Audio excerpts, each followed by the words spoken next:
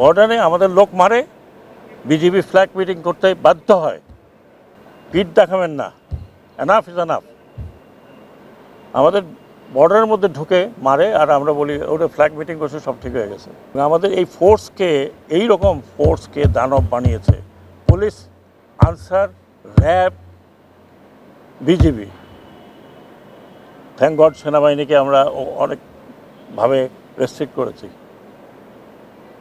এগুলো national force, এটা কারো পার্সোনাল ফোর্স না।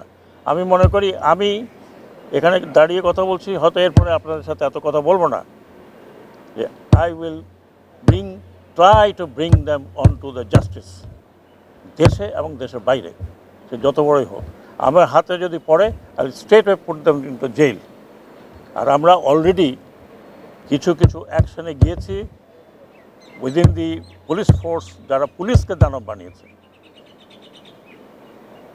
আপনারা মনে করেন না যে আমি শুধু আপনাদের সাথে পেপটক করি।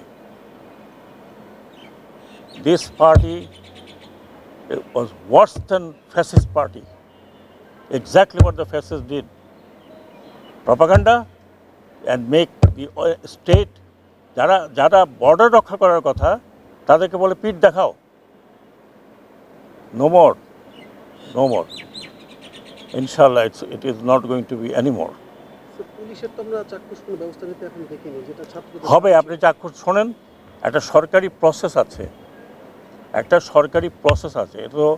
এটা তো ওদের মতো না, বাইর করে দিলাম তোমাকে, যাও গিয়ে, হ্যাঁ, আবার কোর্টে যাবে, ফিরে আসবে। একটা সরকারি প্রসেস আছে, সেই প্রসেসের মধ্যে কাজ হচ্ছে। আমি অ্যাসিওর করতে পারি মহামান্য রাষ্ট্রপতির কাছে আমাদের কিছু রেকমেন্ডেশন চলে গিয়েছে, আমি নাম বলবো না এই মুহূর্তে। তারপরে তারা উন্মুক্ত থাকবে কি থাকবে না সেটা নিয়ে আলোচনা হবে। বাট আমি আপনাদেরকে অ্যাসুরেন্স দিই, আমি কয়দিন আছে, যতদিন থাকি, I will make sure that this culprits are brought into book. TV আগুন লাগিয়েছে, এখন বলে ভিতর থেকে লাগিয়েছে, এখন পর্যন্ত জানা গেল না আমরা কেন ভিতর থেকে লাগিয়েছে। সম্প্রচারের যারা আছেন, আমি রিকোয়েস্ট করব, হ্যাভ অ্যান ইনকোয়ারি।